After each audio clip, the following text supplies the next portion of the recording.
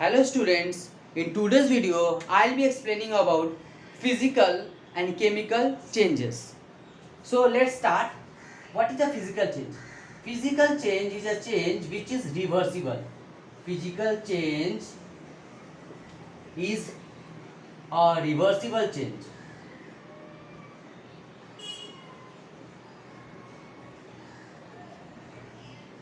In which the original substance can sometimes be can be obtained by reversing the conditions,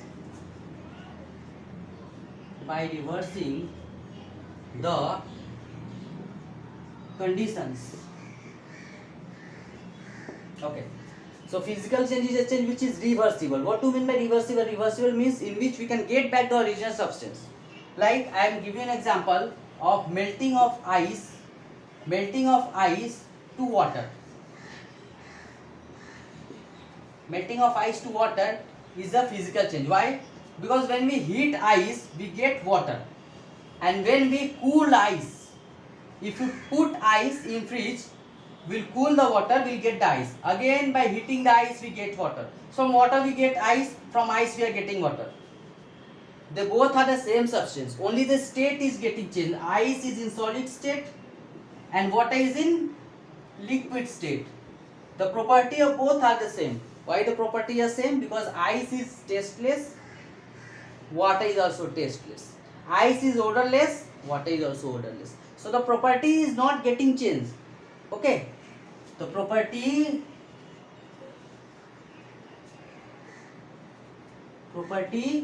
is not changed in case of a physical change.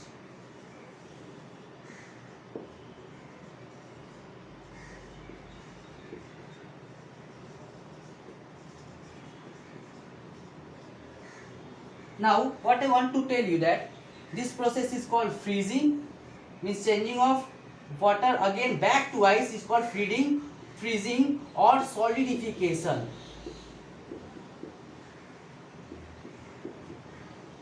Okay, and changing of ice to water is called what? Melting. It is called melting. Now do you know what is the formula of ice? Everyone knows the formula of water, it is H2O. But do you know the formula of ice? Yes, it is H2O only. And the formula, if we heat water, we get water vapor. On heating water, we get water vapor. The formula of that water vapor is also H2O. So basically, all of them has got the same property, only their state is different. This is solid, this is liquid, and this is gaseous form of water. So all of them has got the same property. Their property is not getting changed. You can see. Ice, water, water vapor, all are colorless, odorless, tasteless. Their property is not getting changed. So it is a physical change. In changing ice to water and in changing water into water vapor, it's a physical change. The property is not lost, and by water vapor we can get water. If we cool water vapor, we can get back water. And what is that process called in which water vapor is cooled to get back water? Think. That property is called condensation.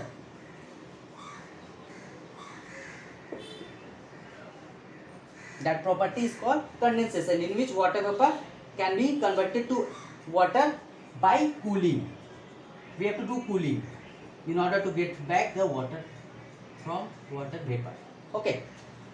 So this was about melting of ice and changing of water to water vapor. These all are examples of physical change. If they ask the example of physical change, melting of ice, changing of water to water vapor, or either changing of water vapor to water, or changing of water to ice. There are some other examples also of chemical change. I am showing you that. That example is like melting of butter. Melting of butter is also an example of physical change. The butter only changes from solid state to liquid state. The taste of the butter doesn't get changed, and the property of butter also gets retained. Means the property of butter is also not changed. So melting of butter is also a type of physical change. Now the question that comes, which confuses the students in school or in board exam, is tearing of paper. What type of change is tearing of a paper? Tearing of a paper. They ask what type of change it is. What type of change is tearing of paper? So many students think it as a chemical change, but no, it's not chemical change. It's a physical change. Tearing of paper is a physical change. Why I am explaining it to you now, and it will be more clearer when I will explain you about chemical change. So suppose there is a paper, you can write on this paper. You have torn the paper and you have got like this part. You can still write on this paper. Okay, so we are writing on the paper, and after tearing the paper also we can write. So the property is not lost. The property of the paper that we can write on the paper is not lost in this case. So what type of change it is? Tearing of paper is a type of physical change. So whenever now they ask in your exam that what type of change is tearing of paper, you will write tearing of paper is a physical change. Now the next question that comes generally is cutting of wood. What type of change is cutting of wood? So cutting of wood is also a physical change. Why? Because wood is very hard, and when you cut the wood, the part that is left is also very hard, means the property is not changed. So cutting of wood is also a physical change. This question generally comes. Why? It's a physical change because the property of wood is not lost. Since the property is not lost, it is a physical change. In chemical change, the property gets lost. That I will explain you when I will explain you about chemical change. Now we are studying about physical change. So the property is not lost. So since it is not lost, it is a physical change. Cutting of wood is a physical change because the property is not lost. Okay. Okay. Now there are some easy examples, like if we are wetting a cloth, it is a physical change. After some time, the water will go away and it will become dry. Okay. Sometimes some question comes that switching off a bulb. Switching off a bulb on or off is also an example of a physical change because we can again turn the bulb on. Now, so this was all about physical change. Now let us start studying about, we'll now study about chemical change, which is entirely different from this physical change. Whatever we have studied, it will be just opposite of that. So what type of change is chemical change? Chemical change, physical change was temporary. Physical change was temporary. Temporary means it's for some time. You can get back the original substance again. But what about chemical change? Chemical change is irreversible. Chemical change is irreversible. It is permanent. New substance is formed in chemical change. New substance is formed in a chemical change. In a chemical change.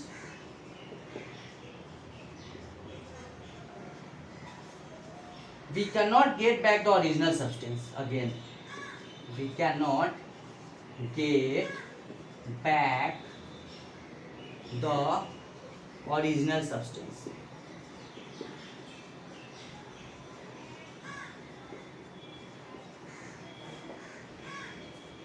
Okay. So in chemical change, it is just the opposite of physical change. It is irreversible. We cannot reverse it. It is permanent. Once we have converted one chemical change, once if we have done a chemical change, we cannot get back the original substance back. In some cases we can get back, but it is very, very, very, very difficult. Even it is very costly also. New substance is formed, new property is formed.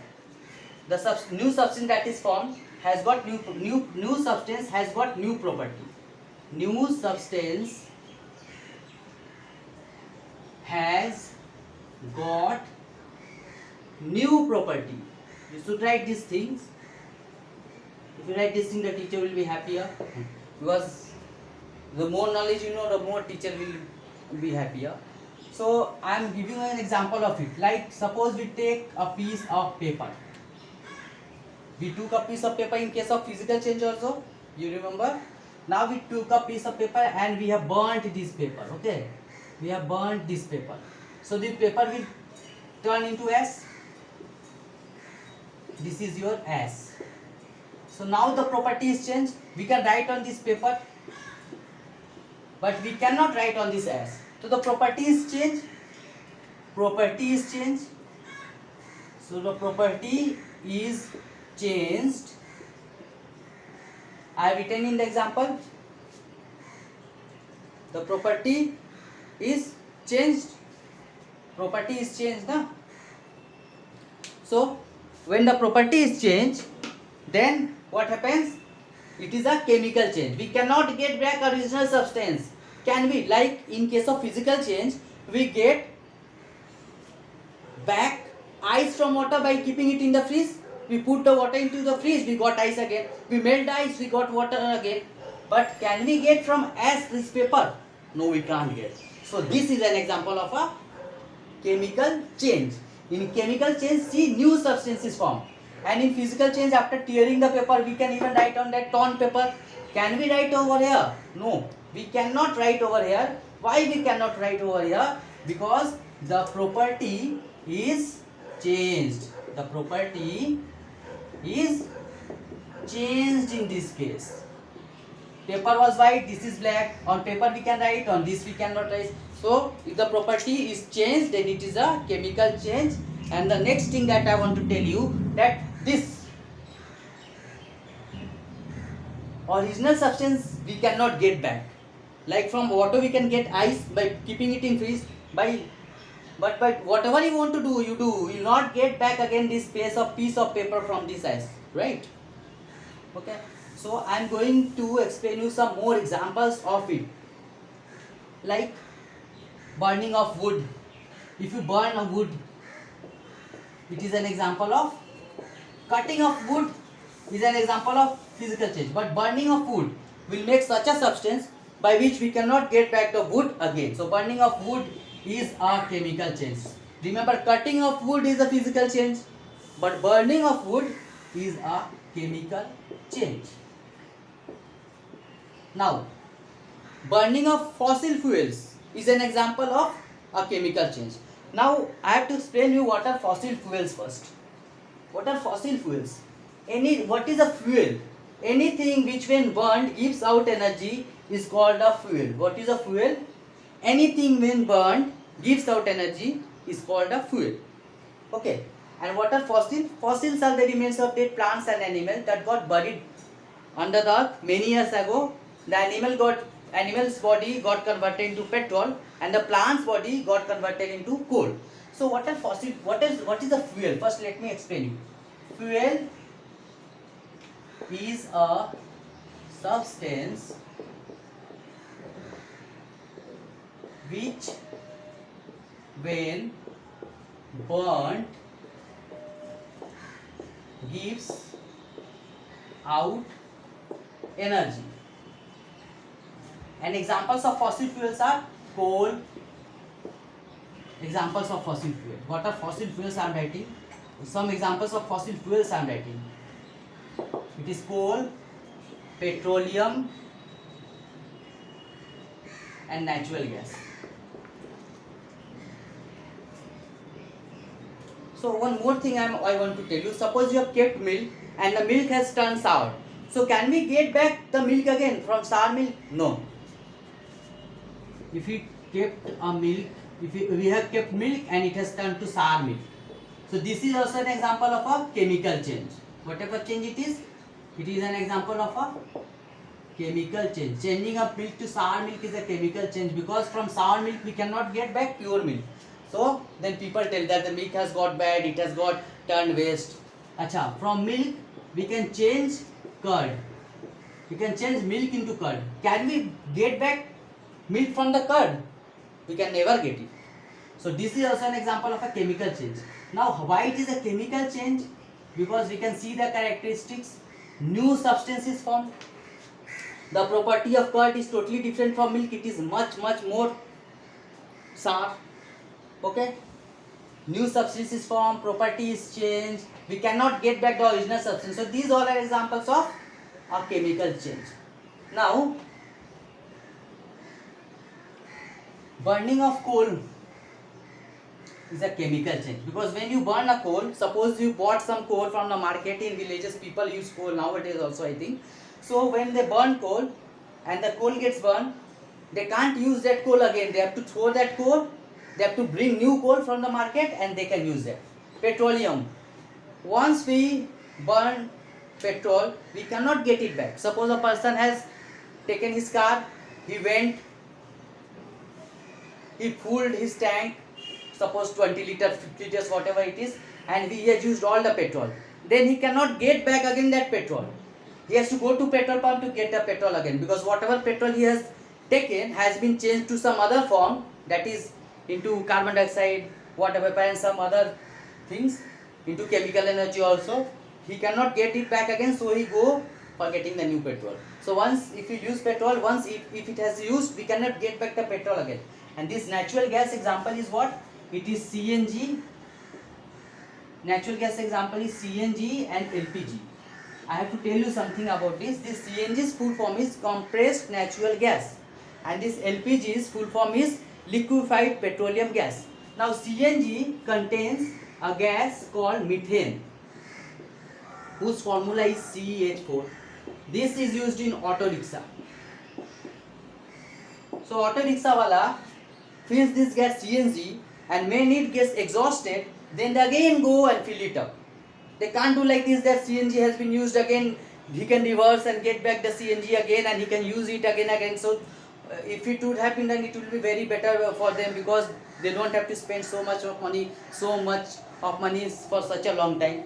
So CNG is made up of methane, it is used by auto. Now I am explaining about this LPG, this liquefied petroleum gas. I am explaining you. This LPG gas is used in our home.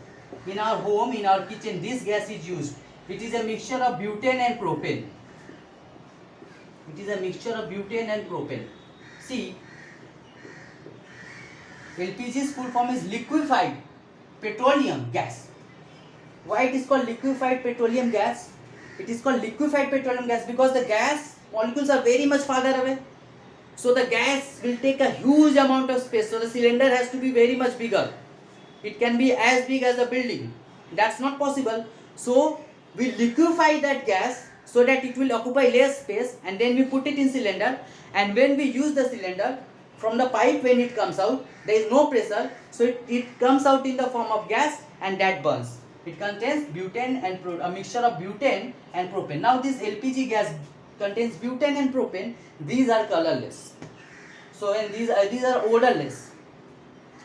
These are odorless. So if there is any gas leak, people won't be able to understand, because these are odorless. They can't get the odor.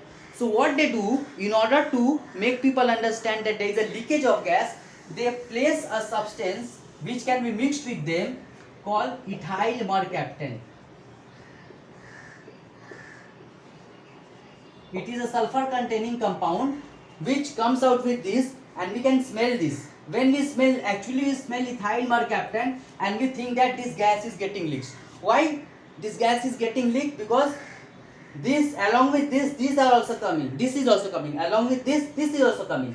When we smell the ethyl mercaptan, we know that yeah, there is a leakage, and then we go on. Then we switch off the regulator. But what if this was not present? Then we will not get any clue that there is a gas leakage and there may be explosion. So in order to avoid explosion, this ethyl mercaptan is mixed with it. So when we burn this LPG also, when the gas gets finished, we cannot get back that gas filled by ourselves. It's not a reversible change. We have to order for a new gas, which gas wala comes, he delivers to us, and then we cook the food afterwards. So this was about a chemical change. In chemical change, we cannot get back the original substance. It is an irreversible change. It is permanent. Okay, we can write some differences of physical and chemical change also. Let me make a column of physical change and a column of chemical change. They can ask you differences between physical and chemical change. So first, what should be the first difference? Physical change, it is reversible. Chemical change, it is irreversible. Okay. Physical change, it is temporary.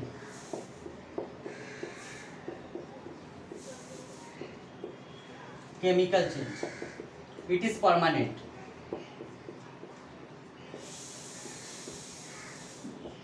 Here, no new substance is formed.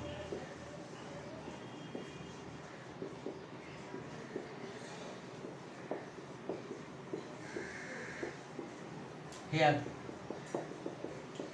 new substance with entirely new properties formed.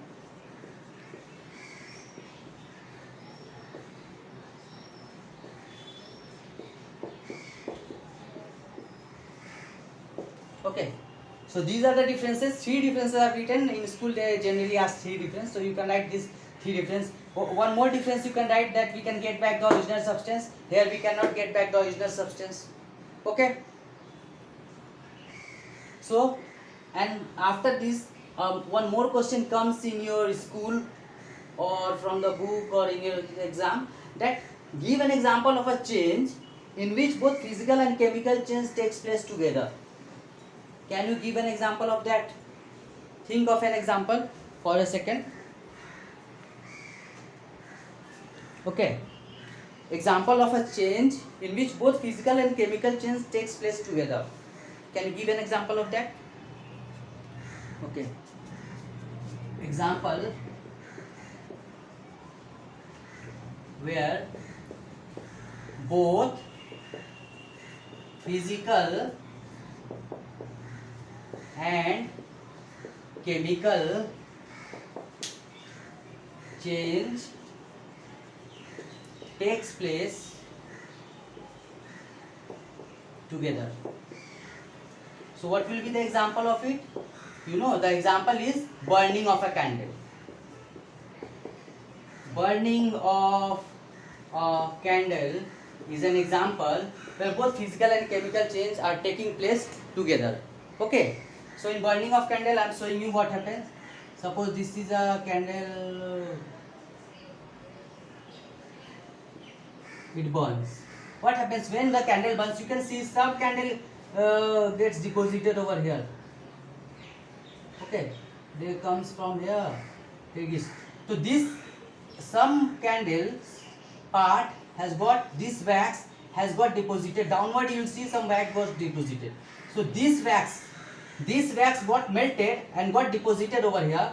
So this wax, this is called melting of wax. So melting of wax is a, this is melting of wax. It is an example of a physical change.